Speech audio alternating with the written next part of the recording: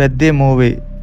ಈ ಸಿನಿಮಾ ಬಗ್ಗೆ ಮಾತಾಡೋಕ್ಕಿಂತ ಮುಂಚೆ ನಾನು ಇದ್ರ ನೆಗೆಟಿವಿಟಿ ಬಗ್ಗೆ ಮಾತಾಡ್ತೀನಿ. ಐ ಮೀನ್ ಡಿಸ್ಅಡ್ವಾಂಟೇಜಸ್ ಬಗ್ಗೆ. ಯಾಕಂದರೆ ನಾನು ಚಾನಲಲ್ಲಿ ಆಗ್ತಿರ್ತಕ್ಕಂಥ ಮೊದಲೇ ರಿವ್ಯೂ ವಿಡಿಯೋ ಇದು. ಒರಿಜಿನಲ್ ಲ್ಯಾಂಗ್ವೇಜ್ ತೆಲುಗು ಆದರೂ ಕೂಡ ಆ್ಯಕ್ಟರ್ಸ್ ಮಾತ್ರ ಕನ್ನಡ, ತೆಲುಗು, ಹಿಂದಿ 3 ಮಿಕ್ಸ್ ಆಗಿದ್ರು. ನನ್ನ ಪ್ರಕಾರ ಈ ಮೂವಿಲಿ ಹೀರೋಯಿನ್ ಇಲ್ಲ ಅಂದ್ರೇ ಚೆನ್ನಾಗಿರ್ತಿತ್ತು ಅನ್ಸುತ್ತೆ. ಯಾಕಂದರೆ ಅಲ್ಲಿ ಹೀರೋಯಿನ್ ಕ್ಯಾರೆಕ್ಟರ್ ಇಲ್ಲ ಅಂದ್ರೂ ಕೂಡ ಈ ಮೂವಿ ಸಲೀಸಾಗಿ ಹೋಗ್ತಾ ಇತ್ತು ಅಂತ ಅನ್ಸುತ್ತೆ. ಬೋಲ್ಡ್ ಆಗಿ ತೋರಿಸ್ಬೇಕು ಅನ್ನೋದಕ್ಕೋಸ್ಕರ ಜಾನ್ವಿ ಕಪೂರ್ನ ಈ ಮೂವಿಲಿ ಹೀರೋಯಿನ್ ಮಾಡಿದ್ರು, ಅಥವಾ ಬೋಲ್ಡ್ ಆಗಿ ಇದ್ದಾರೆ ಅಂತ ಅಂದ್ಬಿಟ್ಟು ಅವ್ರನ್ನ ಹೀರೋಯಿನ್ ಆಗಿ ತಗೊಂಡ್ರು, ನನಗತ್ರ ಅರ್ಥ ಆಗ್ಲಿಲ್ಲ. ಒಂದು ಐಟಮ್ ಸಾಂಗ್ ಇದೆ, ಅದರಲ್ಲಿ ಶ್ರುತಿ ಹಾಸನ್ ಬಂದ್ಬಿಟ್ಟು ಡ್ಯಾನ್ಸ್ ಮಾಡ್ತಾಳೆ. ನನಗೆ ಯಾಕೆ ಶ್ರುತಿ ಹಾಸನ್ ಹೀರೋಯಿನ್ ಆಗ್ಬಿಟ್ಟು ಜಾನ್ವಿನೇ ಆ ಐಟಮ್ ಸಾಂಗಿಗೆ ಡ್ಯಾನ್ಸ್ ಮಾಡಿದರೆ ಚೆನ್ನಾಗಿರ್ತಿತ್ತು ಅಂತ ಅನ್ನಿಸ್ತು. ಇನ್ನು ಸ್ಟೋರಿ ಬಗ್ಗೆ ಹೇಳೋದಾದ್ರೆ ನನಗೆ ಇದು ಹಿಂದಿನಲ್ಲಿರ್ತಕ್ಕಂಥ ಚಂದು ಚಾಂಪಿಯನ್ ಮೂವಿ ನೋಡಿರೋ ಥರ ಅನ್ನಿಸ್ತು. ಯಾಕಂದರೆ ಅದರಲ್ಲಿ ಏನು ಸ್ಟೋರಿ ಇದೆ ಇದರಲ್ಲೂ ಕೂಡ ಅದೇ ರೀತಿ ಇದೆ ಅಂತ ಅನ್ನಿಸ್ತು ನನಗೆ. ಇನ್ನು ರಾಮ್ ಚರಣ್ ಅವ್ರ ಬಗ್ಗೆ ಹೇಳ್ಬೇಕಂತಂದರೆ ನೆಕ್ಸ್ಟ್ ಲೆವೆಲ್ ಆ್ಯಕ್ಟಿಂಗ್ ಮಾಡಿದ್ದಾರೆ. Seriously one of the best movie ಅಂತಲೇ ಹೇಳ್ಬೋದು. ಯಾಕಂದರೆ ಇದಕ್ಕೆ ಹಿಂದೆ ಮಾಡಿರ್ತಕ್ಕಂಥ ಮೂವಿಗೂ ಈ ಮೂವಿಗೂ ಸ್ವಲ್ಪ ತುಂಬ ಡಿಫ್ರೆಂಟ್ ಅಂತ ಅನ್ನಿಸ್ತು.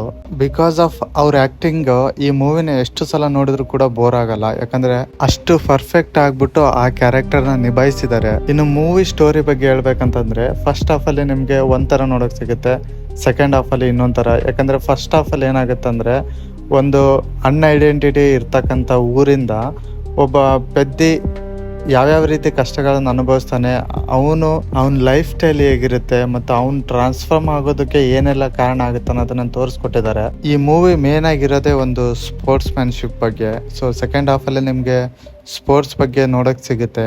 ಈ ಚಂದು ಚಾಂಪಿಯನ್ ಮೂವಿಲಿ ಅವರು ಫಸ್ಟ್ ರೆಸ್ಲರ್ ಆಗಿರ್ತಾರೆ, ಅದಾದಮೇಲೆ ಆರ್ಮಿಗೆ ಜಾಯ್ನ್ ಆಗಿಬಿಟ್ಟು ಅಂಗವಿಕಲರಾಗ್ಬಿಟ್ಟು ಬೇರೆ ಒಂದು ಸ್ಪೋರ್ಟ್ಸ್ನ ಚೂಸ್ ಮಾಡ್ಕೊತಾರೆ.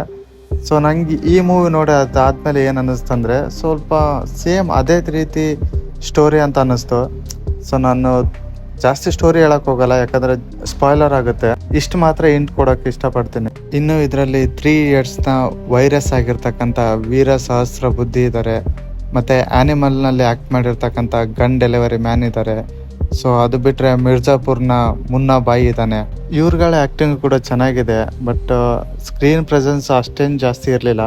ಸೊ ಓಕೆ, ಒಂದು ನಾರ್ಮಲ್ ರೇಂಜಲ್ಲಿ ಇದೆ. ಇನ್ನು ಫಸ್ಟ್ ಹಾಫಲ್ಲಿ ಜಗಪತಿ ಬಾಬು ಅವ್ರು ನೋಡೋಕೆ ಸಿಗ್ತಾರೆ. ಇವರು ಆ್ಯಕ್ಟಿಂಗಿಗೆ, ಅವರ ಒಂದು ಕ್ಯಾರೆಕ್ಟ್ರಿಗೆ ನಿಮ್ಗೆ ನಿಜವಾಗ್ಲೂ ಅಳು ಬರುತ್ತೆ. ಸೊ ಆ ಥರದ್ದೊಂದು ಕ್ಯಾರೆಕ್ಟರ್ ಇದೆ ಅವ್ರದ್ದು, ಫುಲ್ ಎಮೋಷ್ನಲ್ ಕ್ಯಾರೆಕ್ಟ್ರು. ಇನ್ನು ಸೆಕೆಂಡ್ ಹಾಫಲ್ಲಿ ನಿಮಗೆ ಶಿವಣ್ಣ ಅವ್ರು ನೋಡೋಕೆ ಸಿಗ್ತಾರೆ. ಇವ್ರನ್ನ ಜಸ್ಟ್ ಒಂದು ಸ್ಪೆಷಲ್ ಕ್ಯಾರೆಕ್ಟರ್ ಆಗಿ ಯೂಸ್ ಮಾಡ್ಕೊಳ್ಳೋದಕ್ಕಿಂತ ಇಡೀ ಅರ್ಧ ಹಾಫ್ ಅವ್ರ ಸ್ಕ್ರೀನ್ ಪ್ರೆಸೆನ್ಸ್ನ ಮತ್ತು ಅವರೊಂದು ಕ್ಯಾರೆಕ್ಟರ್ನ ತುಂಬ ಚೆನ್ನಾಗಿ ಯೂಸ್ ಮಾಡ್ಕೊಂಡಿದ್ದಾರೆ. ಎಸ್ಪೆಷಲಿ ಇದರಲ್ಲಿ ರಾಮ್ ಚರಣ್ ಅವರು ತುಂಬ ಚೆನ್ನಾಗಿ ಆ್ಯಕ್ಟ್ ಮಾಡಿದ್ದಾರೆ. ಕೆಲವೊಂದು ಸಿಗ್ನೇಚರ್ ಪೋಸಸ್ಸು, ಕ್ರಿಕೆಟ್ ಆಡ್ತಕ್ಕಂಥ ಪೋಸ್ ಆಗಿರ್ಬೋದು.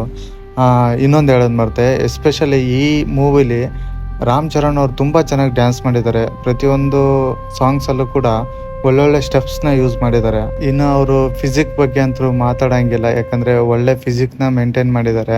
ಓವರ್ ಆಲ್ ಆಗಿ ಹೇಳ್ಬೇಕಂತಂದರೆ ಮೂವಿ ತುಂಬ ಚೆನ್ನಾಗೇ ಇದೆ. ನಿಮ್ಗೆಲ್ಲೂ ಬೋರ್ ಅನ್ಸಲ್ಲ. ಬೋರ್ ಅನ್ಸೋದಾದರೆ ಅಲ್ಲೇ ಕೆಲವೊಂದು ಹೀರೋಯಿನ್ ಸೀನ್ಸು, ಅದು ಬಿಟ್ಟರೆ ಎಲ್ಲೂ ನಿಮಗೆ ಬೋರ್ ಅನ್ಸಲ್ಲ. ನಿಮಗೆ ಎಮೋಷ್ನಲಿ ತುಂಬ ಕನೆಕ್ಟ್ ಆಗುತ್ತೆ ಈ ಮೂವಿ. ಹಾಗೆ ನನಗೆ ಕ್ಲೈಮ್ಯಾಕ್ಸ್ ತುಂಬ ಇಷ್ಟ ಆಯಿತು, ಯಾಕಂದರೆ ಒಂದು ಪ್ರಾಪರ್ ಎಂಡಿಂಗ್ನ ಈ ಮೂವಿ ಕ್ಲೈಮ್ಯಾಕ್ಸಲ್ಲಿ ಕೊಟ್ಟಿದ್ದಾರೆ. ಐ ಥಿಂಕ್ ಇಷ್ಟು ಸಾಕು ಅನಿಸುತ್ತೆ ಮೂವಿ ಬಗ್ಗೆ. ಇನ್ ಕೇಸ್ ನಾನೇನಾದರೂ ಸ್ಪಾಯ್ಲ್ ಮಾಡಿದರೆ ಇವಾಗಲೇ ಸಾರಿ ಕೇಳ್ತೀನಿ. ನನಗನ್ಸಿದ್ದನ್ನು ನಾನು ಆನೆಸ್ಟಾಗಿ ರಿವ್ಯೂ ಕೊಟ್ಟಿದ್ದೀನಿ. ಮೂವಿ ಚೆನ್ನಾಗೇ ಇದೆ, ಹೋಗಿ ಒಂದ್ಸಲ ಥಿಯೇಟ್ರಲ್ಲಿ ನೋಡ್ಕೊಂಡು ಬನ್ನಿ. ಯಾಕಂದರೆ ಥಿಯೇಟರ್ ಎಕ್ಸ್ಪೀರಿಯೆನ್ಸೇ ಮಾಡಿ. ನಾರ್ಮಲಾಗಿ ಎಲ್ಲೋ ಲೀಕ್ ಆಗಿರೋದು ವೀಡಿಯೋಸ್ ಎಲ್ಲ ನೋಡೋಕೆ ಹೋಗ್ಬೇಡಿ. ಇನ್ ಕೇಸ್ ಈ ವಿಡಿಯೋ ಏನಾದರೂ ನಿಮ್ಗೆ ಇಷ್ಟ ಆಗಿದ್ರೆ ಒಂದು ಲೈಕ್ ಕೊಟ್ಬಿಟ್ಟು ಸಪೋರ್ಟ್ ಮಾಡಿ, ಹಾಗೆ ಸಬ್ಸ್ಕ್ರೈಬ್ ಮಾಡ್ಕೊಳ್ಳಿ. ಇದೇ ಥರ ವೀಡಿಯೋಸ್ನ ನಾನು ಅಪ್ಲೋಡ್ ಮಾಡ್ತಾ ಇರ್ತೀನಿ.